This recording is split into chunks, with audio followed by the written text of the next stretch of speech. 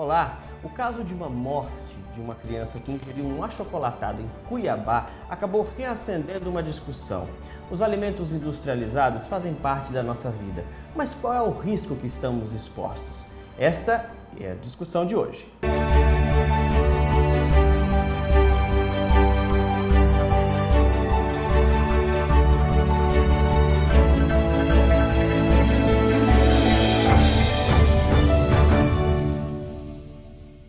Para entrar nesta discussão, três pessoas gabaritadíssimas no assunto. A gente começa com a representante da AGEVISA, ela é diretora-geral da AGEVISA, Glaciane Mendes.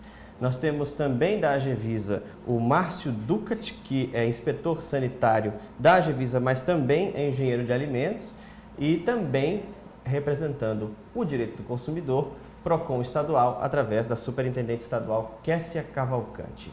Sejam todos muito bem-vindos.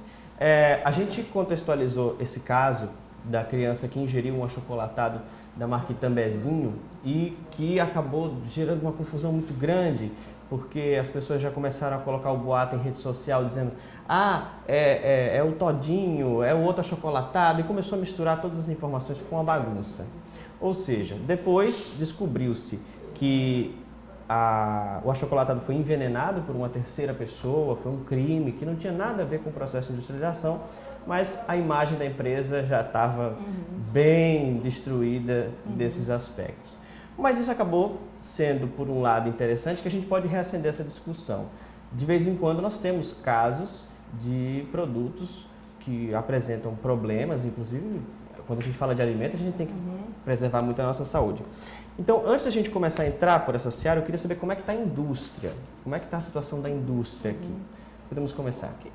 Bem, olha, realmente é importante a gente passar algumas informações para o consumidor. A priori, nós da Vigilância Sanitária, que pertencemos ao Sistema Nacional de Vigilância Sanitária, temos por obrigação prevenir o risco. E realmente houve uma movimentação muito grande em função desse caso. Porém, eu posso garantir que realmente a indústria de alimentos hoje do nosso país tem um parque industrial extremamente avançado. Não é?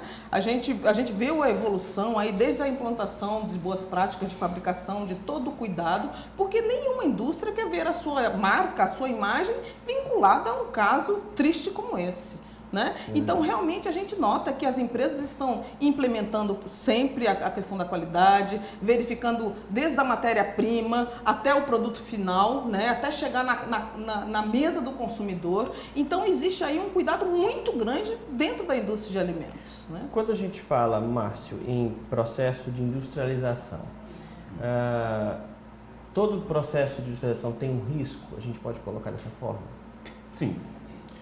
Como é que eu posso evitar esses riscos? Então, as boas práticas, né, como a doutora Glaciane falou, bem como o APPCC, que é uma análise de perigos e pontos críticos de controle, são programas de controle de qualidade que trabalham exatamente para reduzir esse risco ao mínimo possível, né, para exatamente oferecer um produto de qualidade para o consumidor. Sempre vai existir esse mínimo. Os riscos existem, principalmente quando se trata de mão de obra humana, né? Que depende muitas vezes que a qualidade seja feita através da verificação por pessoas que correm o risco, muitas vezes o cansaço ou a falta de atenção, né? Entre inúmeros outros fatores que podem acarretar exatamente a um problema no produto. E como é que se concebe assim, como engenheiro de alimentos? Eu tenho um alimento, eu quero industrializar esse alimento. O que se leva em consideração na hora de pensar na embalagem? O que se pensa nesses aspectos? Bem, o alimento, ele, quando é produzido em escala industrial, ele necessita ser levado em consideração algumas questões como o fluxograma de produção, onde se verifica a entrada desses alimentos, local de formulação, de produção dele, né? Desde isso é plantado. Desde da implantação da empresa, né? Inclusive é um das atividades da vigilância sanitária de verificação do layout. Então, antes de uma empresa se instalar, deve ser feita uma planta baixa, onde a gente avalia essa planta baixa, né? E fazemos a aprovação desse fluxo operacional para que não haja, primeiramente, um contrafluxo, que é contaminações cruzadas dentro da produção, né? E fora esses aspectos burocráticos, né, antiprodução, se tem que verificar também a questão da implantação das boas práticas. Então, que é o cuidado que é o cuidado, exato. São as etapas. Todas as etapas que o produto passa, se faz um estudo para saber, etapa por etapa, o que pode ocorrer, né, naquela etapa que possa ocasionar algum dano ao alimento, e se houver algum dano, alguma etapa posterior que possa eliminar esse risco. Então a gente sempre é um jogo de perguntas e respostas, né, até que o produto saia apto para o consumo, além da sua exposição no mercado, que também tem que ser controlada, né? E aí tem a questão dos ingredientes que vão nesse alimento para conservar? Isso. E que devem ser também explícitos, né, na rotulagem, principalmente quando se trata de alimentos que necessitam de uma conservação sob refrigeração, né, o prazo de validade, essas informações todas que são os dizeres de rotulagem que a Anvisa exige, devem estar bem explícitas na rotulagem para que o consumidor possa saber o que fazer com aquele alimento, quando deve ser consumido, quais as condições, né, de armazenamento. Kézia, o que o Código do Consumidor fala a respeito da questão de produtos industriais ou, no geral, ele se aplica a qualquer coisa? Veja bem, o código ele se aplica a tudo, né? Mas nessa questão em específico, o que é que o consumidor tem que estar atento, né? Principalmente aquele consumidor leigo, e o que é que ele tem que estar verificando. O consumidor ele se dirigir ao estabelecimento comercial, ele deve previamente olhar data de validade, acondicionamento do produto, para que ele veja se ele está em condições de uso. E se assim, que foi o que aconteceu com o todinho, né? A pessoa, não foi nem todinho, é Itambezinho. Foi um Itambezinho, né? Porque a gente está acostumado sempre a falar todinho. Todinho é um achocolatado, um achocolatado, né? A criança ingeriu, né? Sem observar nada. Sem observar nada, e que ela já estava até danificada previamente, que houve todo um histórico por trás, né?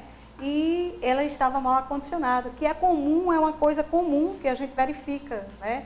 Então, o consumidor ele tem que verificar duas coisas: o prazo de validade ao comprar e o prazo de validade depois de aberto determinado produto. Que é diferente. Que é diferente e que influencia também.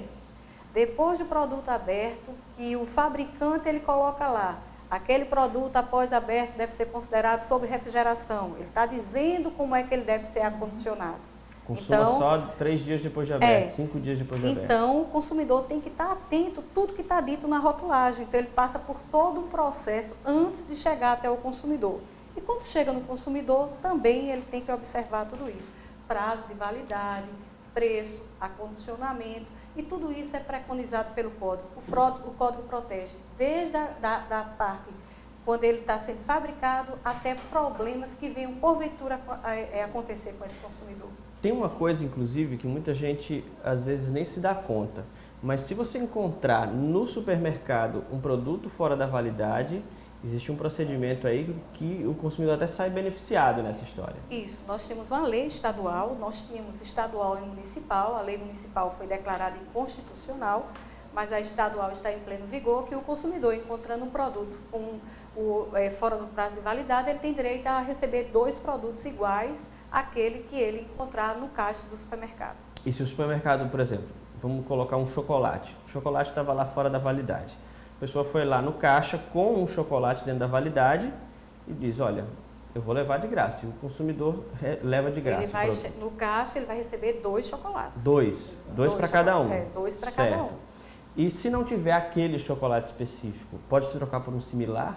Bom, a lei ela diz igual ou similar. Igual ou similar. Então ele vai levar aquele outro chocolate naquele preço, naquele padrão.